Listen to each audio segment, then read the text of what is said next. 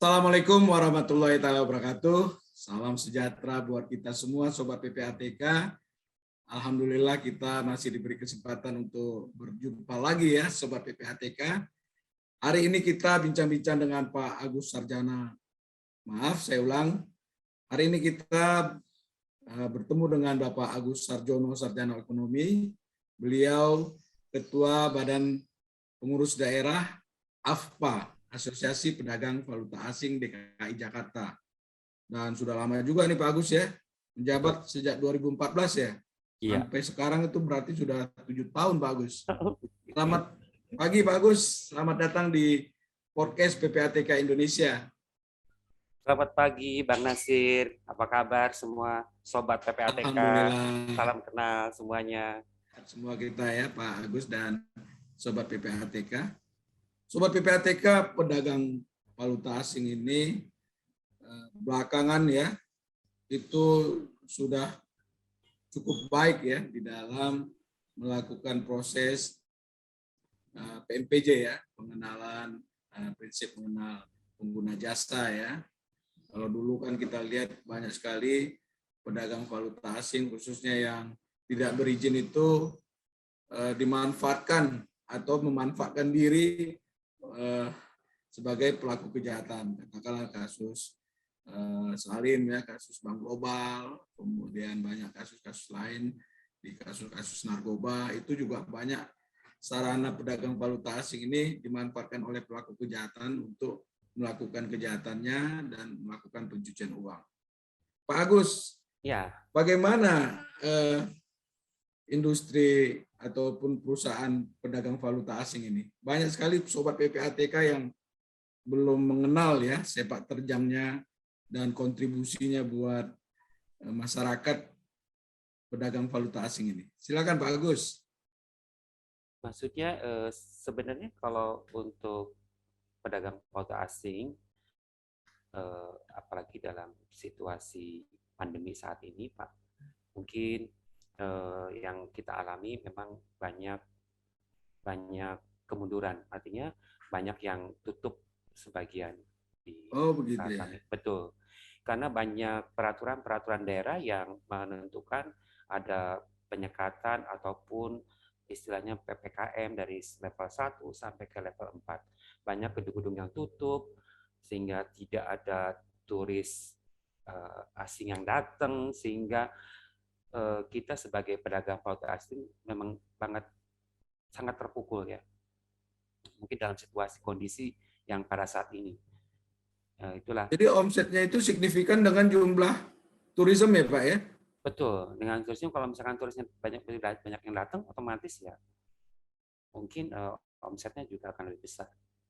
Nah, persentasenya pengguna dari anggota Bapak ini di pedagang valuta asing itu seberapa banyak antara misalnya para wisata yang dari mancanegara dengan konsumsi lokal, Pak? Berapa perbandingannya itu? Mungkin kalau saya ikut perbandingan nggak begitu tahu, tapi yang kebanyakan sih kalau kita lihat memang kebanyakan dari turis ya, dari turis untuk melakukan penukaran uang, ataupun banyak kebutuhan untuk kebutuhan di wilayah itu sendiri, misalkan di DKI. Kalau misalkan kebutuhannya setiap hari juga banyak, Pak. Saya juga tidak tahu itu, karena kita itu bergabung di asosiasi itu kan banyak money changer. Jadi mereka itu banyak yang mencari barang, ya terutama jenis valuta, terutama banyaknya ya Singapura dolar dan US dollar, itu saja sih. Dua mata uang asing yang sangat dominan yang dibutuhkan oleh mereka. Tapi kalau untuk pariwisata mungkin sedikit sekali ya. Tapi ini tergantung dari kebutuhan mereka ini, kebutuhan untuk industri itu sendiri. Yang dibutuhkan yaitu pertama US dollar dan Singapura dollar. Terutama yang untuk Singapura dollar yang sangat banyak sekali peminatnya. Itu Pak. Nah, itu biasanya digunakan apa Pak? Karena kalau misalnya kan Singapura, kalau kita lihat kan wisatawan Singapura kan juga tidak terlalu banyak dibandingkan wisatawan lain gitu ya. Apakah uang dolar Singapura tadi itu digunakan untuk bisnis atau bagaimana?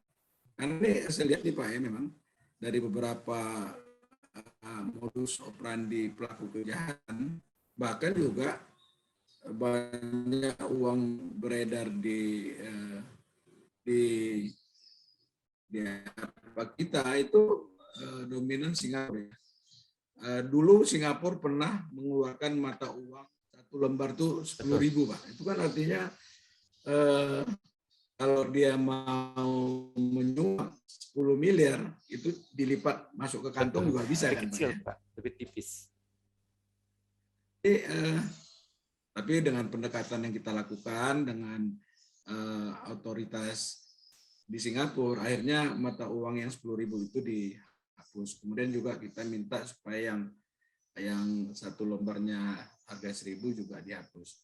Nah, kalau Pak Agus Sarjono lihat nih Pak ya, kenapa lebih dominan uang dolar Singapura tadi beredar di Indonesia? Ini faktor apa gitu Pak? Mungkin faktornya faktor kebutuhan, Pak. Saya tidak tahu kebutuhannya untuk apa. Yang tadi Bapak jelaskan memang ada ya, kebutuhannya, indikasinya takut melakukan penyuapan. Karena lebih gampang kalau 10.000 memang di Jakarta atau di Indonesia sudah tidak ada lagi ya. Sudah tidak diperjualbelikan. Tapi yang seribuan, Yang 1.000 gimana Pak? yang 1.000 itu juga sekarang memang sudah ada ketentuan untuk tidak diperdagangkan. Tapi di pasaran itu masih banyak. Makanya kebutuhannya itu atau permintaannya masih benar-benar banyak dibutuhkan, Pak. Sehingga harganya melonjak tinggi. Jadi harga tinggi juga orang pada diburu itu Singapura dolar. Tapi ya itu saya bilang kebutuhannya untuk apa? Mungkin ya tergantung si pemakainya itu sendiri. Gitu loh. Nah, ini kan ada kaitannya dengan bagaimana kita membangun rejim anti pencucian uang yang efektif ya Pak Agus ya. Artinya pedagang valuta asing sih ya, yang sepanjang dia transaksi kemudian dia memberikan identitas diri nggak ada masalah kan. Dan yang jadi pertanyaan kita nih Pak Agus, bagaimana ini pedagang valuta asing itu menerapkan prinsip mengenal pengguna jasanya, Pak? Ya sebenarnya itu tergantung dari setiap individu manajer masing-masing ya dalam penerapan customer itu sendiri. Sebenarnya itu yang kita terapkan di situ Pak. Jadi mereka itu setidaknya harus mengetahui untuk kebutuhannya apa. Jadi di dalam setiap manajer itu sudah dipersiapkan suatu surat pernyataan yang menyatakan bahwa informasi yang menjelaskan bahwa kebutuhan untuk pembelian dolar itu untuk apa, maksudnya untuk apa. Jadi di situ tertera dan jelas. Dan mungkin kalau misalnya di atas 25.000 karena Singapura dolar itu kan kebutuhannya banyak, otomatis harus disiapkan underlying. Karena makanya underlying itu memang kita butuhkan karena kita ingin melakukan verifikasi pemantauan dan segala macam agar dana itu atau uang itu digunakan untuk apa. Sebenarnya semua itu tergantung dari MC-nya masing-masing. Apakah penerapannya CDD dan EDD itu apa diterapkan atau tidak. Kalau tidak diterapkan kan mereka akan tanggung risiko sendiri. Dan bagaimana pelaporan juga dari pihak PPATK sudah menghimbau agar di atas 100 atau di bawah 100 dan di atas 100, di atas 500 harus melakukan pelaporan. Nah, kontribusi asosiasi sendiri seperti apa Pak di dalam menggerakkan ya ataupun mengajak dari anggotanya ya untuk patuh terhadap ketentuan yang ada itu Pak? Kalau alhamdulillah ya kalau untuk saat-saat ini untuk kebutuhan atau untuk pelaporannya semua sudah melakukan ya sesuai dengan aturan yang ada. Alhamdulillah jadi baik dari pihak asosiasi sendiri kita memberikan edukasi kepada mereka. Jikalau misalkan dalam kesulitan untuk memberikan pelaporan, kita juga di sini diberikan pengetahuan Pak. Tidak langsung kita langsung ke PPATK, tapi di sini juga kita bisa memberikan gini pelaporannya loh, untuk pelaporan ke GRIPS-nya itu atau pelaporan. Sekarang kan udah diganti GoEML. Sekarang udah GoML Pak Betul, Agus. betul. Jadi Ya. udah diganti yang terbaru. Apalagi agak sedikit susah kan mereka, tapi ya kita di sini di asosiasi kita membantu. Dan ternyata orang-orang ya welcome ke kami, jadi kita yang ngajarin. Begitu, Pak. Oke, jadi aktif ya Pak ya, asosiasi ya membantu rekan-rekan anggota ya. Iya, aktif banget, Pak. Ya. Nah itu mekanismenya kalau misalnya ya Bapak sendiri lah ya sebagai pelaku di dalam eh, usaha pedagang valuta asing ini, eh, apa yang Pak Agus lakukan ya untuk agar perusahaan Bapak ini tidak dipakai ataupun dimanfaatkan oleh pelaku kejahatan, Pak? Ya mungkin terutama dari perusahaan kami ya kita memberikan edukasi dan pendidikan Kepada publik, kepada nasabah gitu, kepada anak buah saya dulu. Jadi Oke, internal ya Pak ya. Jadi untuk internal dulu kita berikan edukasi dulu, dan kemudian nanti juga ke nasabah juga kita akan memberikan yang tadi bilang, diberikan surat informasi yang untuk kebutuhannya apa, untuk pembelian dolarnya untuk apa, gitu Pak, sumber dana dari mana, kan semua kita harus jelas. Dan nanti setelah semuanya sudah lengkap, nanti anak buah kami atau pegawai kami melakukan pelaporan kepada pihak PPATK yang di atas 500 ya kita laporkan sesuai dengan aturannya, ada ATKM atau ATKT. Itu aja. Transaksi di atas 500 juta ya Pak? Ya. Ya, untuk laporan transaksi keuangan tunai ya? Ya.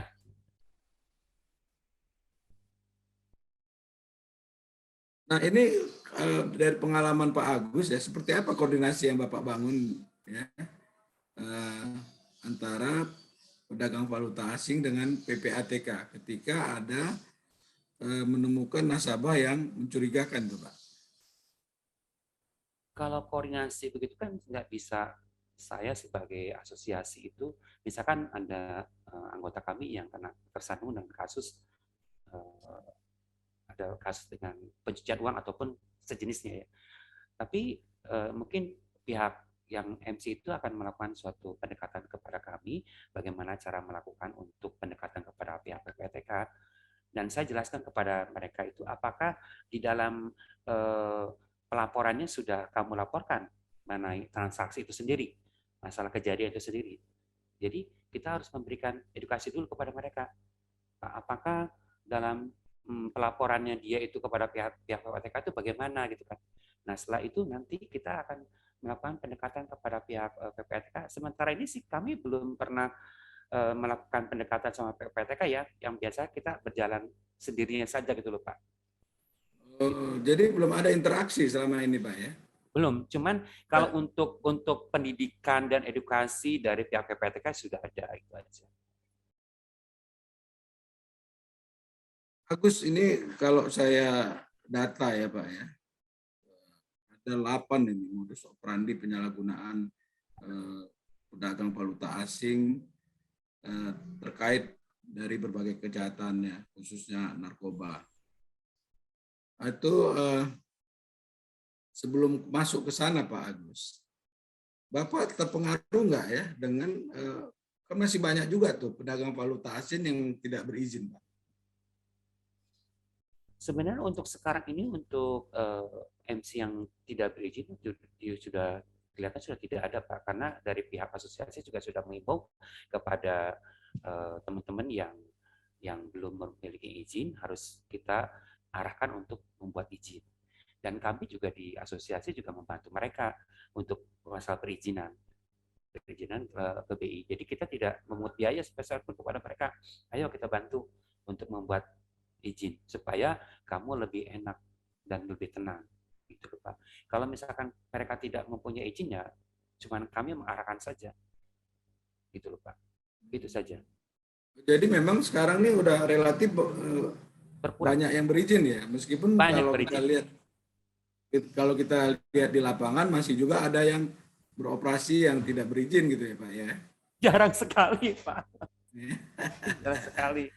Semuanya ada izinnya Pak. Kita juga nggak berani Jadi, Pak kalau nggak berizin. ini dia dari yang saya lihat, saya data ya Pak. Ini apa namanya, dari beberapa modus operandi penyalahgunaan KUFA tadi, khususnya terkait dengan transaksi eh, narkoba yang kita lihat dalam beberapa waktu yang lalu Pak ya. Ya. Nah ini makanya saya mau update dengan Pak Agus nih, sejauh mana ini perkembangan yang terbaru ya. Misalnya modus operandi itu pertama itu adanya kerjasama antara KUFA yang berizin dengan pedagang valuta asing yang tidak berizin. Maksudnya yang pedagang valuta asing yang bukan bank ya Pak ya. Betul. Itu salah satu misalnya ya. Kemudian juga ada KUFA ya, tidak berizin itu dijadikan sebagai perantara transaksi keuangan oleh pelaku kejahatan. Dan di sini dari kasus narkoba, kasus korupsi itu memang terbukti seperti itu, Pak. Betul. Nah ini bagaimana nih Pak Agus melihat nih? Memang sebenarnya sih waktu itu memang ada Pak sejenis kayak begitu. Jadi mereka itu menggunakan apa namanya MC yang tidak berizin, terus kemudian dia belanja ke MC yang berizin. Itu kan MC itu apa Pak Agus? kenapa Pak? Money changer. MC, oke, money changer ya. Iya. Jadi orang yang tidak berizin, terus kemudian dia membeli ke MC yang berizin, dan ternyata yang tidak berizin kan dipergunakan oleh apa namanya, oleh kejahatan, baik narkotika maupun itu, dan alurnya dari situ, terus kemudian larinya ke MC yang berizin. Nah, sebenarnya ini adalah suatu kerjasama mereka aja, individunya masing-masing, tapi kan itu tergantung dari mereka masing-masing, bukan dari kita. Yang penting dari kita itu memberikan pengarahan kerja yang jujur, yang baik. Iya. Nah ini Ada kita yang nakal apresiasi juga, Pak. nih. Ada yang nakal juga. Gimana itu Pak Agus melihat Ya, itu Pak Agus? saya kalau nakal gitu kan susah juga dipantau juga, Pak. Saya nggak bisa bilang. Ya itu tergantung risiko lu aja, bilang gitu aja. Nggak ada saling mengingatkan gitu Pak antara sesama Antara anggota sama ya atau nggak bisa saling mengingatkan, Pak, karena dia udah dirasukin apa? Udah dirasukin keuntungan yang besar, biasanya begitu, Pak. nah Dia kalau tidak itu terjadi, dia tidak akan melihat apa ya, tidak melihat berizin atau tidak berizin. Yang penting gua jalan usaha, yang penting gua dapat untung. Mungkin begitu dia. Nah, penerapan risikonya cukup besar sekali buat dia. penerapan PMPJ-nya ya karena dia juga nggak berizin ya Pak ya. Iya, tidak berizin ya udah. Banyak kan kejadian itu Pak, banyak kejadian. Itu kalau yang Bapak lihat tuh masih banyak tuh kasus-kasus yang begitu Pak. Sekarang sudah nggak ada Pak ya. Sekarang udah sedikit sekali. Dan Gitu saya ya. nggak berani karena orang yang akan melakukan transfer dana juga ada MC tersendiri Pak, nggak bisa sembarangan sekarang, susah untuk melakukan itu. Terkecuali untuk ya penyuapan mungkin orang akan membeli dolarnya ke money changer. Itu saja. Kalau Pak Agus sendiri menemukan nasabah yang seperti itu Pak, apa yang Bapak lakukan? Ya kalau saya sendiri mungkin akan melakukan tadi bilang untuk melakukan pelaporan untuk mengamankan perusahaan kami. Ya? Pelaporan yang paling aman. Transaksinya tetap dilakukan gitu Pak, dilayani nasabahnya. Yang penting dia sudah memberikan data yang lengkap. Nah, salah satu loophole-nya juga seperti itu Pak, di mana nasabah tadi itu memberikan identitas palsu ya, dan serba sulit juga ya Pak Agus sendiri juga sulit untuk melakukan ini ya Pak, pengecekan ya, atau bagaimana tuh Pak? Untuk melakukan verifikasi data itu juga susah juga Pak, untuk melakukan pengecekan data KTP juga susah, nggak bisa sembarangan. Kalau misalkan ada penyuapan, misalkan diterima, misalkan begini, ada suatu nasabah yang misalkan ambilnya di tempat manajer A, dan ternyata yang ambil itu adalah, setelah melihat KTP-nya itu ternyata dia itu pegawai negeri. Kalau pegawai negeri kita langsung pengecekan gampang Pak, dibandingkan dengan karyawan swasta atau yang lainnya.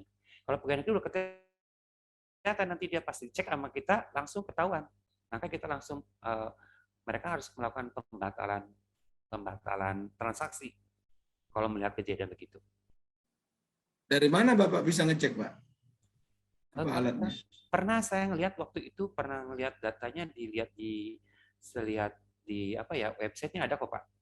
Misalkan dia kan udah dikasih datanya tuh. Misalkan dia di Oh, departemen yang untuk perdagangan, public politik ya. person ya? Ya, misalkan dia di departemen perdagangan, kan udah ketahuan tuh. Dia jabatannya apa, udah kelihatan. Udah kelihatan kok sih Pak. Langsung ditolak tuh, Pak. Langsung tolak. Transaksinya.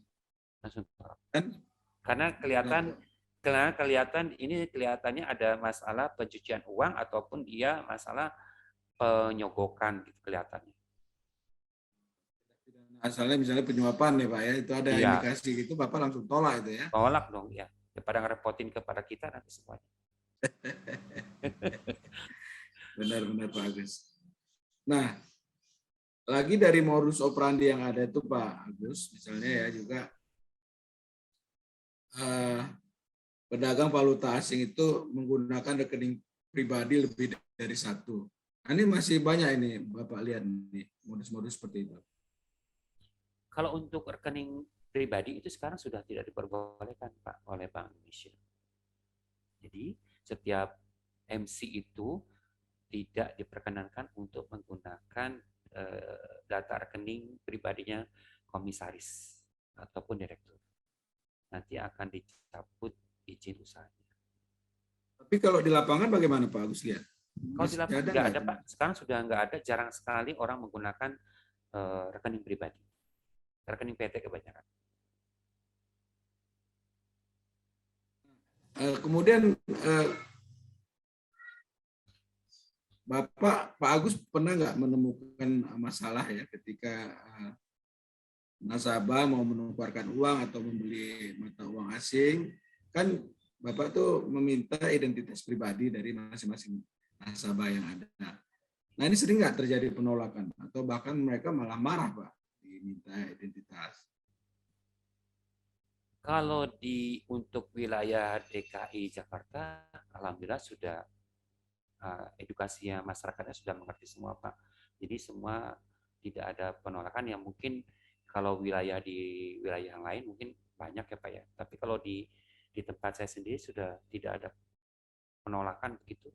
Jadi semuanya diminta KTP-nya mereka berikan dan untuk apa sudah ada keterbukaan Pak di pihak customer. Sudah lebih ini Pak ya, sudah lebih mengerti ya mereka Pak ya, karena alhamdulillah sosialisasi edukasi yang dilakukan oleh Bank Indonesia bekerja sama dengan PPATK juga cukup baik saya kira Pak ya. Ya. Nah kalau rata-rata Pak di anggota Pak Agus itu omset baik jual maupun beli mata uang asing itu sampai berapa per bulan tuh Pak? Kalau omsetnya kami tidak mengetahui Pak karena setiap maksud Bapak lah dengan pengalaman Bapak misalnya ya. Oh, pengalaman saya mungkin ya lumayan sih Pak ya. Tergantung sekarang masa pandemi begini kan masih kalau dalam pandemi inilah Pak. Normal gitu ya. Sampai berapa? Normal mungkin bisa satu bulan itu bisa 2 juta, 3 juta lah Pak. US dollar. US dollar apa Singapura? US dollar. Jual beli tuh Pak ya? Iya, jual beli. Artinya pedagang pulsa menjual dan orang menukarkan gitu kan? Iya. Sampai 3 juta. Iya. Itu di pandemi Pak ya, di masa pandemi. Kalau masa di pandemi, normal?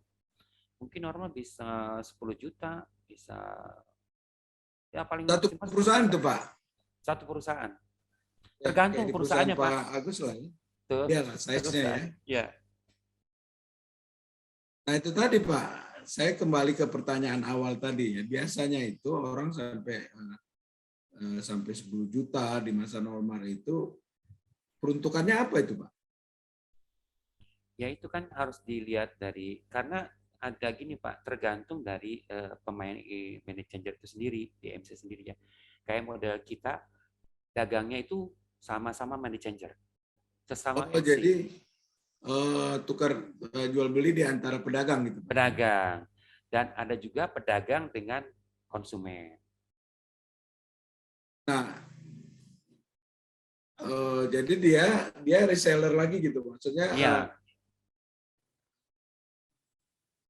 kayak misalnya perusahaan Pak Agus ini banyak juga menjual kepada perusahaan-perusahaan pedagang valuta asing yang lain, gitu betul, ya. betul, Itu konsumen kan, betul. oh gitu.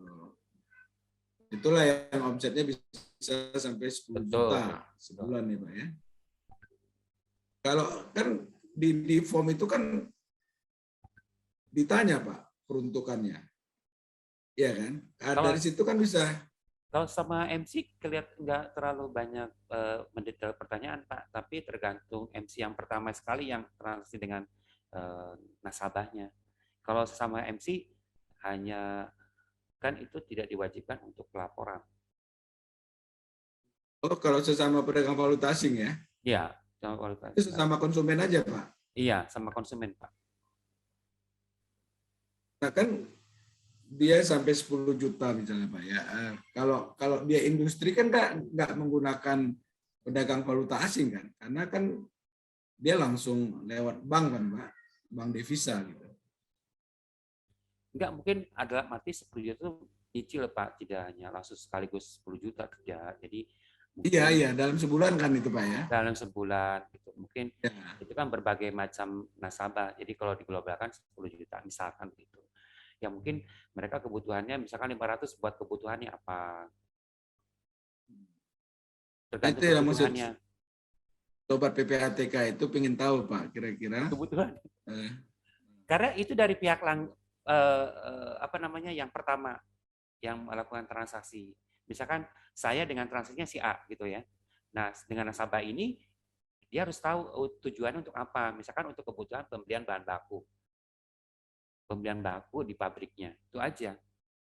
Memang ada Jadi kebutuhan. kalau industri juga banyak menggunakan jasa pedagang valuta asing ini Pak ya. Misalnya Ya mereka mau lumayan. import gitu ya, Iya, tentu banyak. kan perlu mata uang asing. Betul. Mata uang asingnya itu menggunakan perusahaan pedagang valuta asing ya, tidak Iya, menggunakan bank devisa gitu Pak. tidak. Tidak. Mungkin dia Hmm. karena kalau bank devisa agak jelimet ya urusan rumit adminnya, kalau di money changer nggak terlalu banyak kesulitan di Oh dalam gitu. bank. Ya. Oh, dia mencari jalan yang efektif gitu ya, cepat Ya, gitu ya Pak ya. cepat dan gampang, Pak.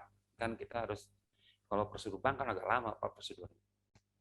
Nah, ini dia nih Pak yang perlu juga Sobat PPATK ketahui, eh, nilai tambah ataupun kemudahan yang diberikan oleh pedagang valuta asing ini kepada masyarakat yang membutuhkan itu apa aja Pak? Mungkin Pak Agus banyak cerita di sini supaya Sobat PPATK tahu banyak Pak tentang eh, fungsi tugas ya daripada pedagang valuta asing ini. Tentu ya core-nya bisnis gitu ya. Tentu kan eh, juga memberikan nilai tambah pelayanan kepada masyarakat kan. Nah ini yang mungkin Pak Agus bisa cerita banyak kepada Sobat PPATK Pak. Silakan Pak Agus. Mungkin kalau untuk nilai tambahnya ya seperti biasa ya namanya MC, Pak, hanya sifatnya menjual dan membeli, dan kita hanya menyerahkan KTP, ya hanya itu saja. Tidak eh, eh, urusannya tidak terlalu banyak berbelit. Jadi setelah kita datang terus kemudian kita layani dengan baik dan kita dicek nilai nominalnya atau dicek nilai valutanya, semuanya itu adalah dengan efisien Pak dibandingkan dengan di bank itu sendiri ya. Karena kalau di messenger selalu cepat transaksinya, dan juga untuk apa namanya untuk edukasi untuk KTP-nya juga nasabah juga udah pada ngerti kok menyerahkan KTP segala macam. Kalau tidak menyerahkan diminta dan kita harus menolaknya dengan baik. Itu saja kelebihannya. Nah, ini ada modus operandi lagi juga Pak ya. Menggunakan pelaku kejahatan tadi itu menggunakan perusahaan pedagang valuta asing yang berizin sebagai tempat penampung uang. Nah, ini bagaimana nih Pak Agus melihatnya Pak? Itu tadi saya bilang kalau memang itu dipergunakan untuk menampung uang, tergantung dari MC itu sendiri, Pak. dalam melakukan kegiatan usahanya. Kalau misalkan dia mau usahanya mau bersih atau mau jujur, kan dia tidak ikut serta dalam melakukan kejahatan itu. Yang penting dalam arti bahwa kita sebagai pedagang usaha atau pedagang money changer itu berlaku sikap yang bijaksana dan baik dan sesuai dengan ketentuan yang berlaku, memberikan setelah adakan transaksi kemudian kita melaporkan, itu saja. Itu adalah untuk buat kita sendiri, buat pegangan buat kita sendiri agar transaksi yang kita lakukan itu adalah bersih dan benar dan aman, gitu aja, Pak. Ya. Tapi di lapangan masih ada Bapak lihat seperti itu, Pak? Di lapangan saya tidak bisa memantau begitu karena itu sifatnya juga rahasia ya, Pak ya. Tapi kalau sudah kejadian baru kita tahu bahwa dia itu mainnya kayak begitu. Ya, artinya kalau bisik-bisik dari cerita-cerita yang ada, praktik-praktik seperti itu masih Bapak dengar itu ya, terjadi apa bagaimana? Nggak ada. Sebenarnya nggak ada, Pak. Dan bagi kita juga kalau misalkan tahu bahwa MC tersebut melakukan hal-hal yang kayak begitu, pasti kita tidak akan melayani. Bersama MC tidak akan melayani. Takut kesandung. Cukup tegas juga nih Pak ya, asosiasi ya di dalam melihat kondisi yang ada ya, dalam arti misalnya kalau ada MC yang seperti itu langsung dikeluarkan atau bagaimana Pak? Atau ada sanksi di dalam asosiasi ini Pak? Tidak ada sanksi Pak, tidak ada sanksi. Maksudnya artinya ya tadi itu, kalau memang dia tidak benar dan tidak bersih, ya otomatis teman-teman semua juga pasti nggak akan mau Pak bertransaksi dengan mereka.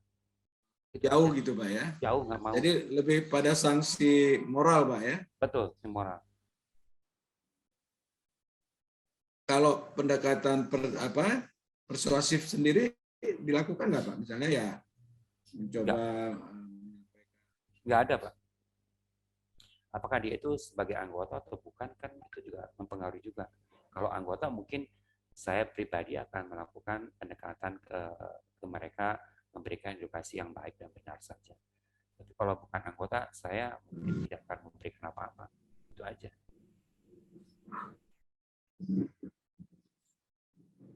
Terkait dengan modus operandi ini Pak ya, misalkan dalam beberapa kasus itu mereka melakukan importasi dan invoice yang dipalsukan gitu kan, kemudian juga menggunakan perusahaan ataupun badan usaha pedagang valuta asing. Ini masih marak nih Pak, praktek-praktek seperti itu Pak, dari yang dilihat lah ya. Sekarang sudah nggak ada lagi Pak ya, kayak praktek kayak begitu, sudah nggak mungkin ya tadi saya bilang nggak bisa menolak, tapi itu tergantung dari pedagang money changer itu sendiri.